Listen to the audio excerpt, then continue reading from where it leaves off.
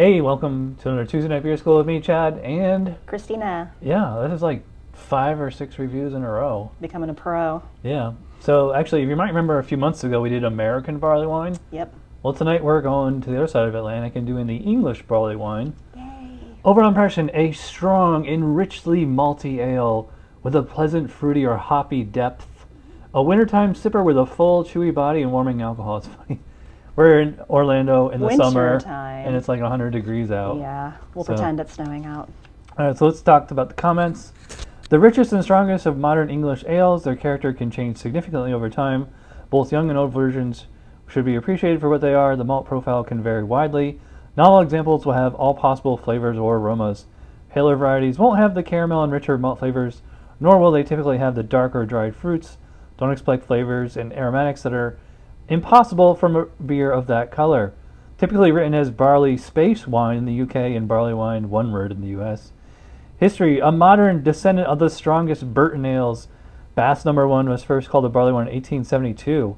Traditionally a darker beer with tennant, now Whitbread. First produced gold label, a gold-colored version in 1951. The original style that inspired derivative variations in Belgium, the United States, and elsewhere in the world. Characteristic ingredients, British pale ale and crystal malts. Limited use of dark malts, often used as brewing sugars. English hops, British yeast. Style comparison, less hoppy and bitter, maltier and fruitier than American barley wine. Can overlap old ale. Yeah, I just did that like a month or two ago. Not as caramelly and often not as sweet as 𝗕𝗴𝗶𝓲𝓏. That's interesting. And the vitals, OG 1080 to 1120. ABV, 8% is the low end, 12% is the high end. It actually can be quite bitter, 35 to 70, wow. And 8 to 22, so it can be, it's kind of like amber to like, reddish brown. And so we are using one of the examples, the J.W. Lee's Harvest Ale. I got this when we went to New York a couple weeks ago at my old beer store. It was $10.99 or $11.99 just for this one bottle. It's insane. And this is the 2016 vintage, so this bottle is like 7 years old. 11.5 ABV. All right, so then we're doing another supposedly English barley wine from Komes, that Polish brewery that it's been on this show many times. I think actually every single beer they make I've reviewed on this show. This is 12% ABV. Now I looked it up, and Rate Beer, Beer Advocate, Untapped call it English barley wine, but I was looking on their website and the ingredients they use. They mention American hops. So this might actually be an American barley wine style or some kind of hybrid of both. So, I mean, that's what we judge for. All right, so let's go get these into glasses and we will be right back. All right, we are back. We got our J.W. Lee's and our Komes. This is the J.W. Lee's. I guess we'll start with this one. There. So let's give it a whiff. Wow. That is like caramel at like a hot fudge sundae bar or something. Caramel or butterscotch. A little vanilla. Just like all those confectionery syrups. It's very strong on vanilla. Yeah, there's like a kind of a slight kind of winey character to it as well. Is that what it is? Yeah, there's something there. Almost like, I think that's like the English yeast esters. Just giving like a little bit of a fruit, kind of a red grape or a cherry. Do you get citrus or?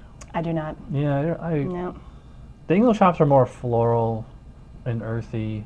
Yeah. Slightly citrusy, but I mean, like, just like there's so many fruits going on here. So I mean, like, I would say there's kind of like a little bit of a orange peel character to it. All right, so let's give the Polish beer a try.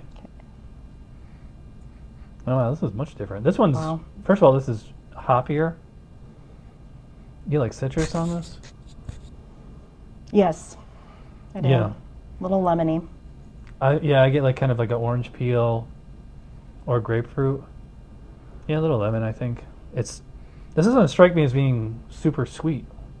Oh, I think it smells kind of sweet for me. Like that, well, the other ones to me smelled like super sweet. This one smells sweet. Slightly, has like that same kind of vinous character as well. I would describe it as more juicy. And it's kind of a, like a kind of winey, some kind of Yeah. juice kind of fruit, Mm-hmm. like or maybe like red currants or black currants. There's something fruity there. There's definitely the presence of alcohol in both, but it's like a clean, it's not Yeah. burning your nose. Right. All right, so let's check the specs for aroma. Very rich, strongly malty, often with a caramel-like aroma in darker versions, or a light toffee character in paler versions. May have a rich character, including bready, toasty, or toffee notes. May have moderate to strong fruitiness, often with a dark or dried fruit character, particularly in dark versions. Alcohol may be low to moderate, but are soft and rounded. I agree. Aromatic intensity subsides with age and can develop a quality like sherry, wine, or port. Okay. Yeah. So I think that's what it is. It's just the age on it. Yeah. Yeah, I would say it's kind of a little bit of a port. And so for the 𝗕𝗏𝗄𝐿's on aroma, I'm tempted to give it 12 right out of the rip. What do you think? If it's for sherry port, 12. All right, put me down for a 12. And then for the Komes, I think it's more of a 10, maybe a 9. I'll give it a 10. All right, so we're both going 10. You're for doing Komes. 10? Yeah. Okay. All right, so for appearance, the 𝗕𝗏𝗄𝐿's is kind of a hazy, murky color. It's like a light brown. Can't see through it. Neither of these beers, they had like a tiny little head when I poured them, but it fizzled away. This one to me, I think it's just the age. There's a lot of sediment in that glass. The Komes looks like a Cabernet or something. That is a beautiful burgundy, kind of, almost like a blood red. Yeah, it's pretty. And I can tell from looking at it, it's much more clearly filtered, or at least just not as old. I mean, the 𝗕𝗏𝗄𝐿's is 7 years old, so. Yeah. All right, so let's check the specs for appearance. Color ranging from golden amber to dark brown, often with ruby highlights and significant depths of color. Should not be black or opaque. Low to moderate off-white head. May have low head retention. That was true on both. Brilliant clarity. Particularly when aged, although younger versions can have a little haze. That's the opposite here. High alcohol and viscosity may be visible as like, yeah. All right, well, they did say brilliant clarity. So I can only give a 2 for the 𝗕𝗏𝗄𝐿's, but I would go the full 3 out of 3 for Komes. Same, 2, 3. All right, the best part of the show, we get to drink it. All right, so we're going to start with the 𝗕𝗏𝗄𝐿's. Cheers. Cheers.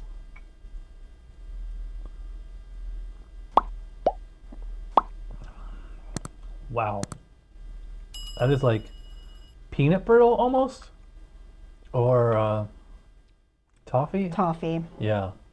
I think it's, or treacle. You ever had that? I've never had it, no. It's like but an English something. England loves toffee.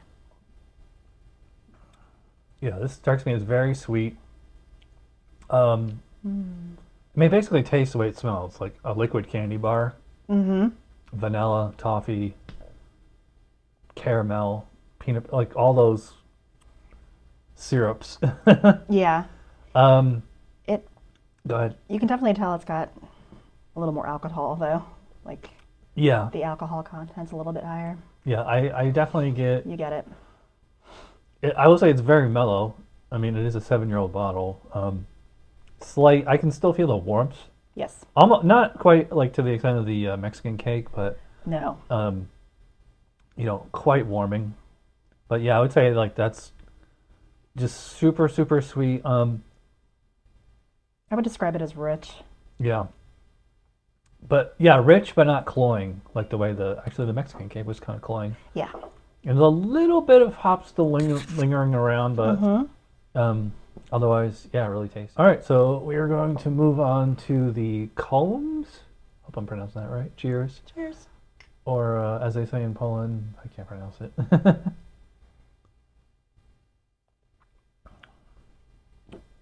Completely different. Yeah, very different. Wasn't expecting that. First of all, the first thing I noticed about it is that it's much hoppier.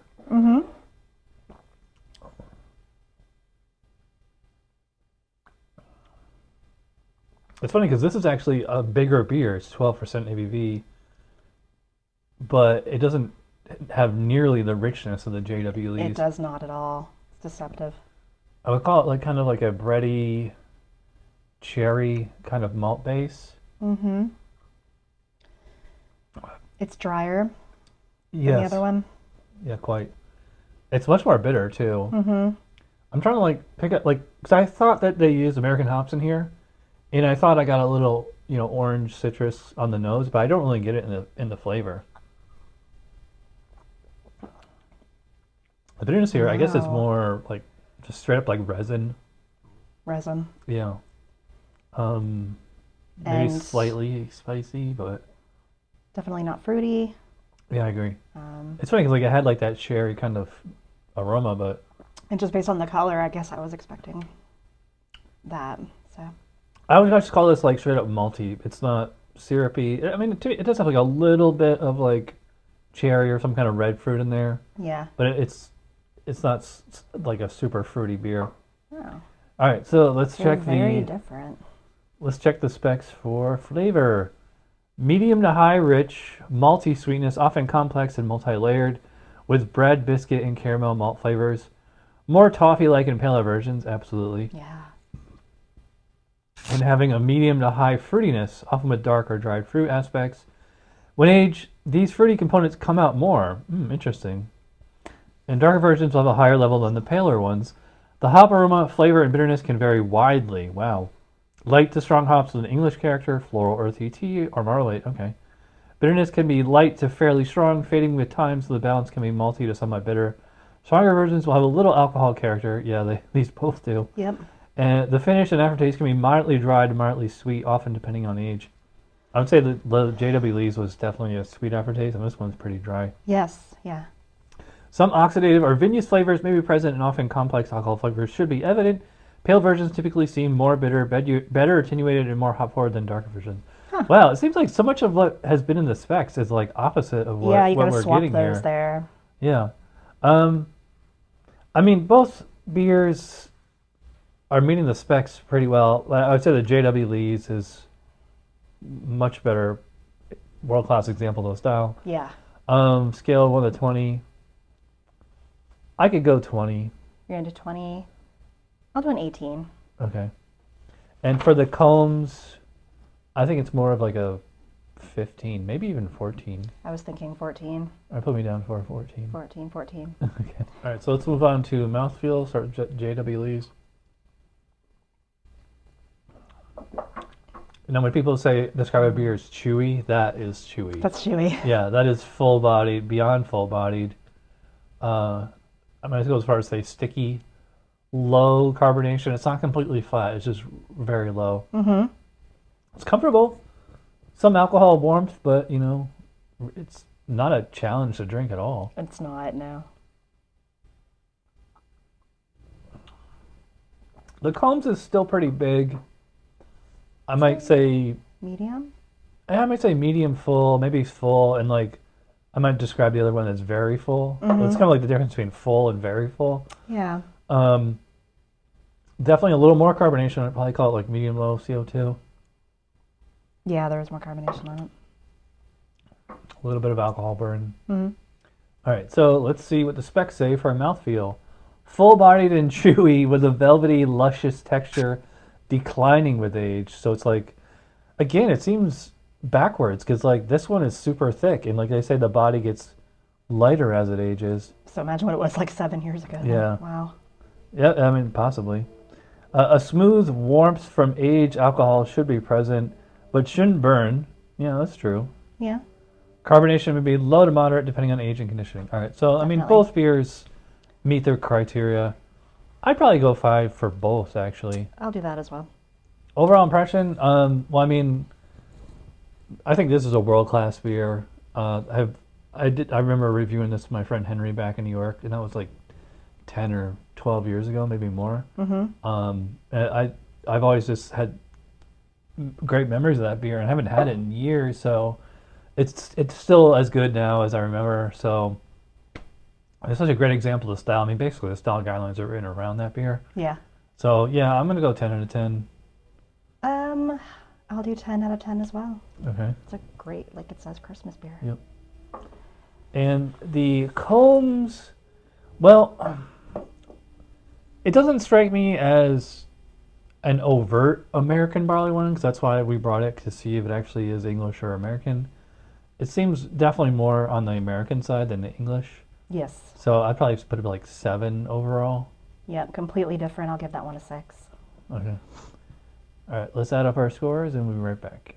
All right, so we got our scores added up, and the J.W. Lee's was a clear winner.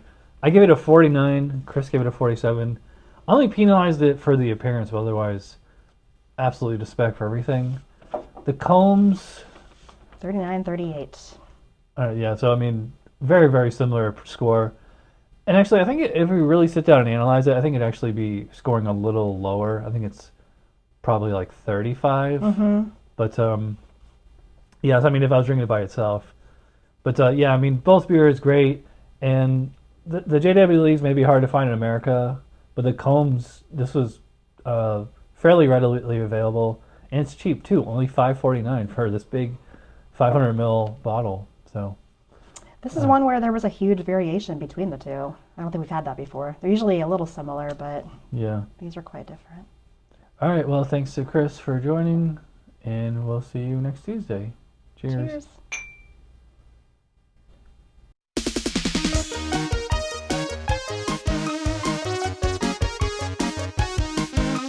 Somebody brewed it. Chad just reviewed it. Thanks for watching Chad's Beer Reviews. Trust me, the next episode will be a lot better.